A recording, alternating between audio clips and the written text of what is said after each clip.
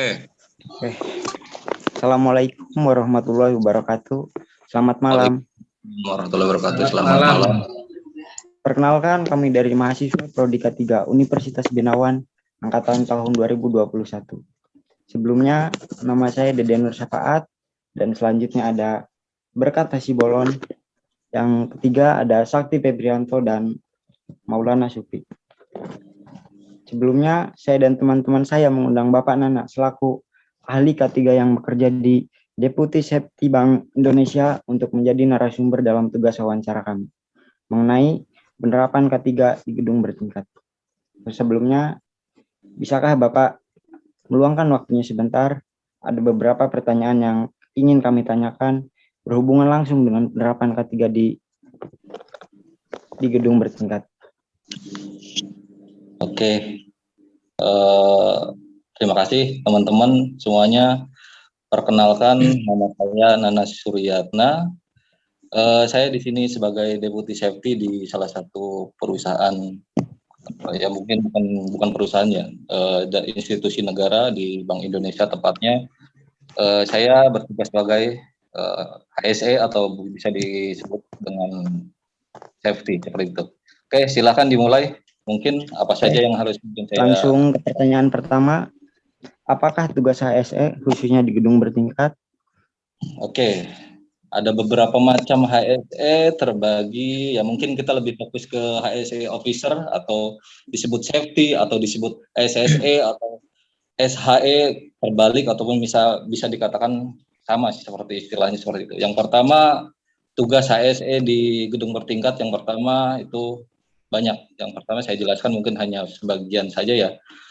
Yang pertama membuat dan memelihara dokumen terkait kegiatan HSE di gedung bertingkat.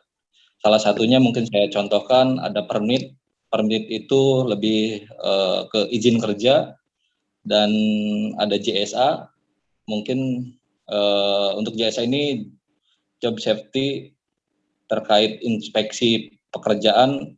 Contohnya ada macam-macam pekerjaan, gondola, ada mungkin untuk di gedung bertingkat, ada roof access, ada scaffolding, ada boom lift, dan mungkin ada satu lagi terkait areanya ada scaffolding seperti itu. Dan yang kedua, membuat suatu gagasan dan perencanaan terkait kegiatan safety, baik itu kegiatan jangka pendek, jangka panjang, dan jangka menengah seperti itu. Dan selanjutnya, ini salah satu tugas pokoknya menjadi penghubung antar perusahaan dan pemerintah terkait pengurusan perizinan. Contohnya mungkin ada terkait kita memastikan kondisi sistem, fire alarm system, fire fighting berjalan dengan baik seperti itu. Contohnya untuk pengurusan SKK, SLF, sertifikat layak fungsi gedung seperti itu. Selanjutnya untuk memastikan kondisi sistem gedung. Tadi yang sudah saya jelaskan terkait fire alarm system, fire fighting, terkait proteksi kebakaran dan lain sebagainya. Selanjutnya kita rutin melakukan kegiatan terkait uji proteksi kebakaran setiap tahun. Kita mengadakan biasanya itu 2 kali dalam setahun. Kita uji coba terkait proteksi kebakaran sampai ke uji coba fire fighting seperti itu. Dan terakhir mungkin kita melakukan kegiatan training, baik itu kegiatan evakuasi, fire drill, evakuasi lift, gempa bumi, dan mungkin ancaman bom seperti itu. Oke, pertanyaan kedua, fasilitas apa saja yang mendukung penerapan K3 di gedung? Kalau untuk di fasilitas di gedung macam-macam. Yang pertama saya sebutkan ada sarana evakuasi berupa tangga darurat. Yang kedua untuk sistem fire alarm system, ini berfungsi untuk mendeteksi kondisi emergensi jika terjadi kebakaran. Dan untuk tindak lanjutnya adalah kita melakukan pemadaman dengan cara metode yang pertama menggunakan APAR, yang kedua dengan FHS atau fire hydrant system seperti itu. Ini macam-macam untuk FHS, ada untuk ada yang di indoor dan outdoor. Untuk di indoor itu ukurannya berbeda dengan di outdoor. Di indoor itu 1,5, dan untuk halaman atau pilar hidran itu 2,5 inch. Itu untuk macam-macamnya, untuk fasilitasnya. Yang selanjutnya itu terkait kita pembentukan tim rescue. Kita memiliki sarana penunjang terkait kondisi emergensi, baik itu tim fire, terkait peralatannya apa saja, tim rescue itu macam-macamnya. Terkait tim rescue ada, mungkin saya sebutkan salah satu contohnya, kita memiliki SCBA, self breathing apparatus, seperti itu kita gunakan dalam kondisi emergensi. Kita juga memiliki alat-alat 3K atau alat-alat untuk dalam membantu evakuasi. Dan mungkin untuk selanjutnya itu kita adalah sarana pengolahan air limbah khusus. Ketika sebuah gedung menghasilkan limbah dan akan diolah sedemikian rupa sesuai dengan standar regulasi yang ditetapkan oleh Badan Pengelola Lingkungan Hidup, seperti itu. Dan selanjutnya mungkin kita tersedia ruang krisis room. Ini krisis room jika terjadi kondisi mungkin salah satunya kecelakaan kerja, kita akan tindak lanjut, kita akan obati, kita akan observasi di krisis room tersebut. Dan mungkin untuk selanjutnya ini adalah pokok pekerjaan, kita menggunakan alat ukur terkait mungkin mengetahui kualitas udara, pengukuran kebisingan di suatu tempat, contohnya mungkin di ruang genset, dan mungkin untuk anemometer kita gunakan untuk pengukuran kecepatan angin ketika kita akan melakukan operasional gondola ataupun roof access, seperti itu. Ini saja mungkin salah satu untuk beberapa contohnya. Untuk pertanyaan ketiga, kenapa sih ahli K3 diperlukan di tempat kerja? Oke, sesuai dengan salah satu regulasi atau peraturan undang-undang nomor 2 tahun 1990 terkait mengatur dalam penunjukan K3 seorang ahli K3.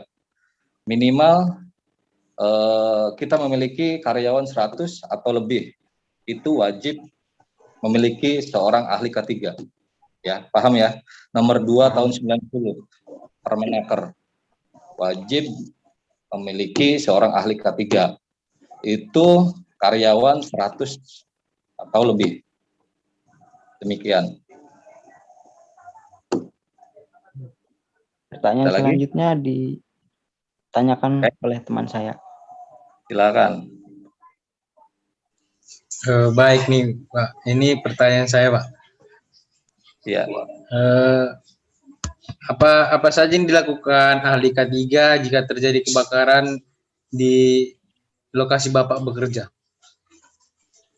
Oke, untuk kalau misalkan terjadi kebakaran, yang pertama kita memiliki namanya deteksi alarm, ya. Ketika alarm berbunyi, informasi akan diterima oleh tim emergency dan nanti akan diinformasikan ke tim safety, khususnya saya sendiri sebagai penanggung jawab area kerja. Ketika kondisi terdeteksi alarm, kita akan mengecek ke lokasi. Selanjutnya, jika terjadi kebakaran, kita akan tindak lanjut dengan cara memadamkan dengan menggunakan APAR. Ya.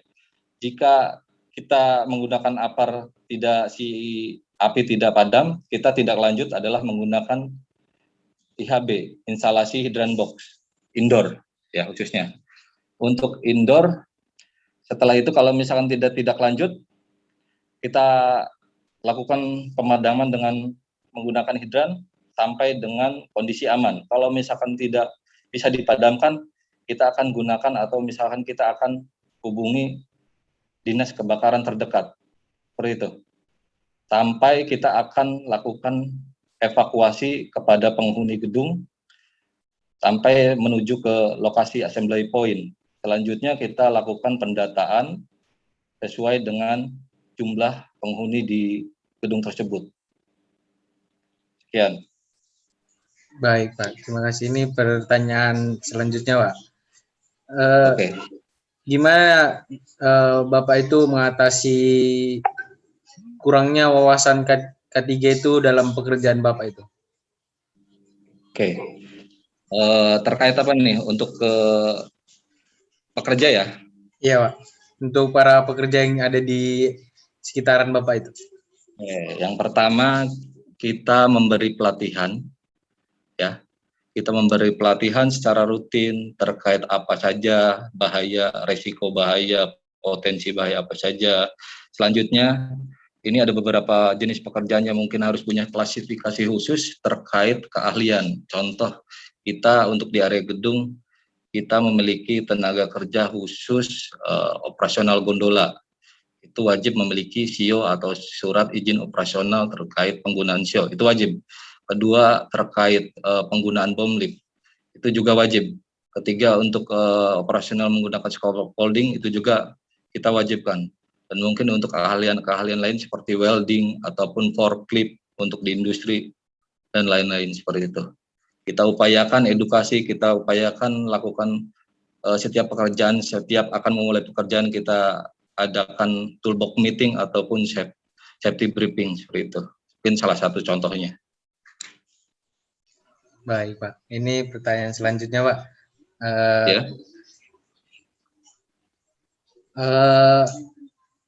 Program apa yang bisa dilakukan agar dapat mengurangi risiko terjadi kecelakaan kerja? Program-program apa saja itu, Pak? Untuk mengurangi risiko terjadinya kecelakaan. Oh. Udah dibantu yang lain. Udah jelas, Pak? Udah jelas belum?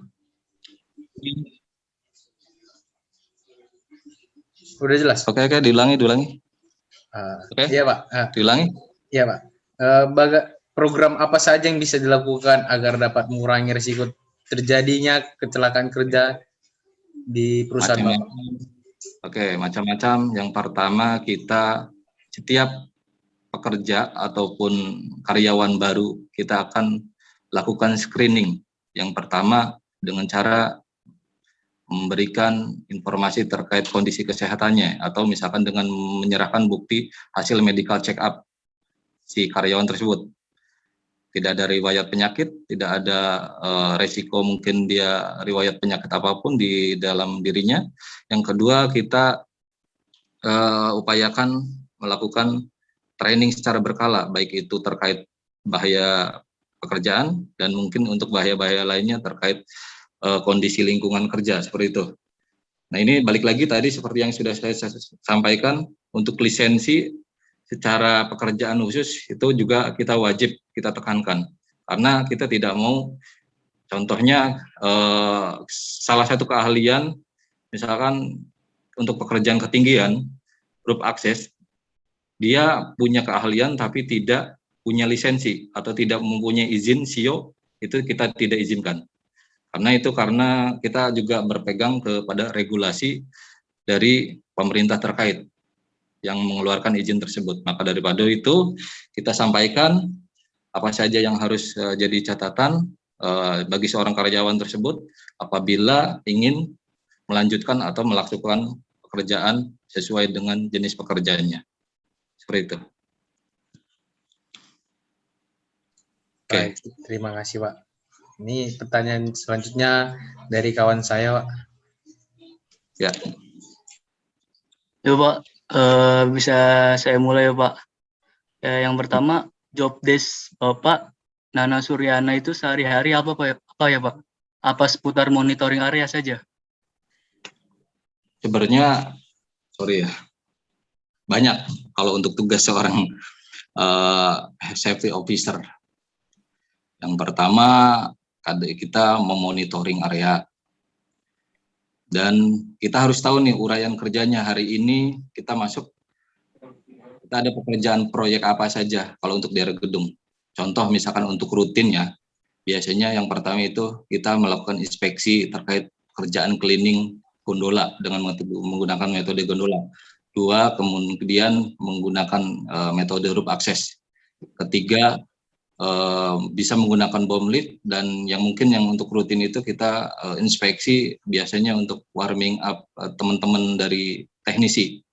Nah, dari uraian pekerjaan tersebut kita melakukan pengecekan sebelum memulai pekerjaan. Yang pertama terkait administrasi, checklist, dan yang terakhir adalah pemeriksaan alat kerja.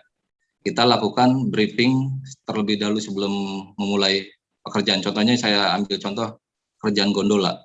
Kita akan melakukan pengecekan si gondola tersebut, bagaimana fungsinya, berfungsi baik atau tidak. Kalau misalkan si gondola tersebut tidak berfungsi baik, kita hold, kita cancel, kita pending.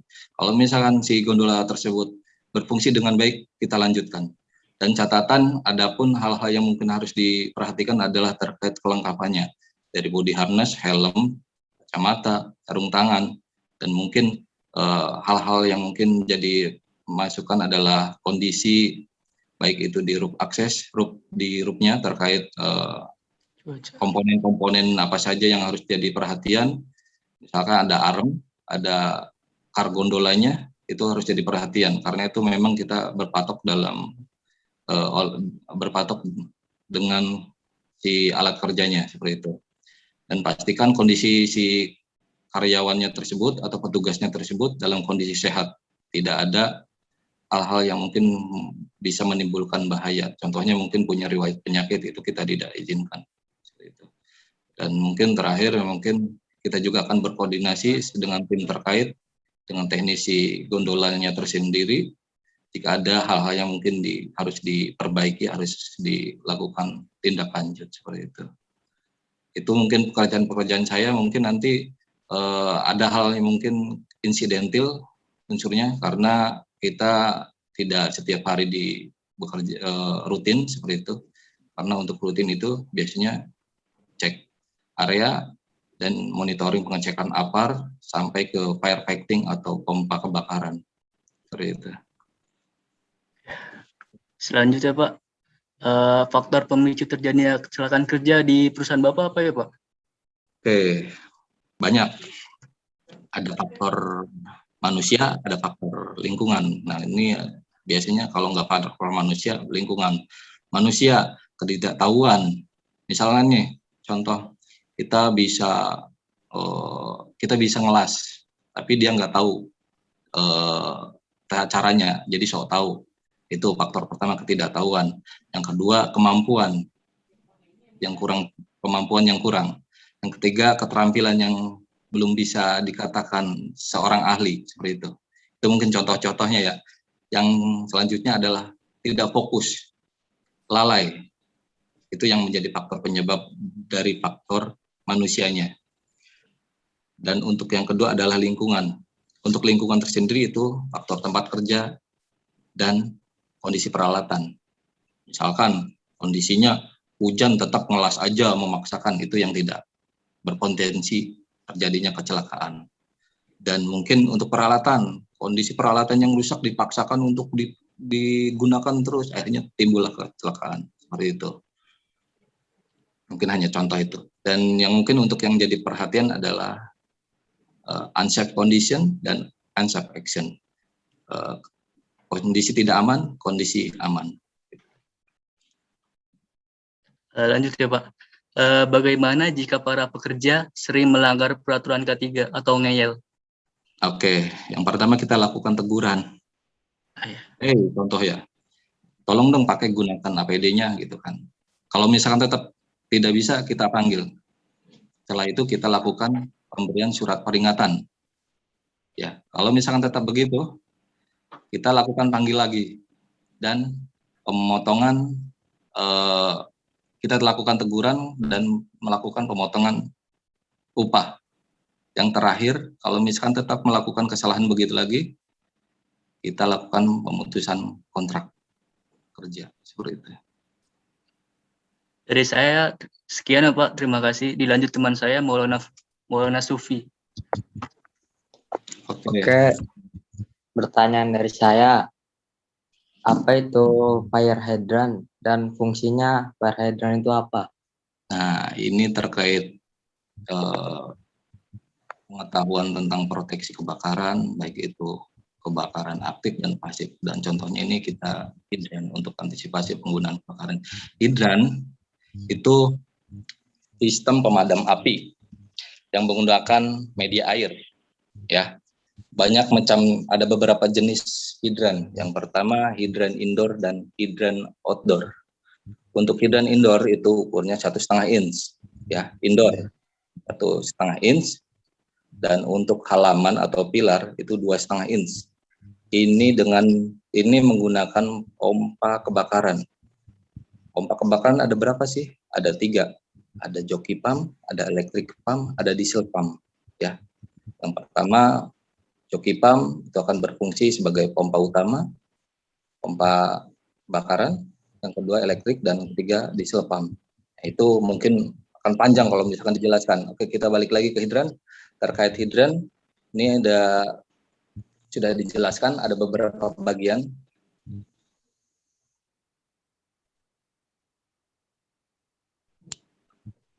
Yang pertama tempat penyimpanan air atau reservoir.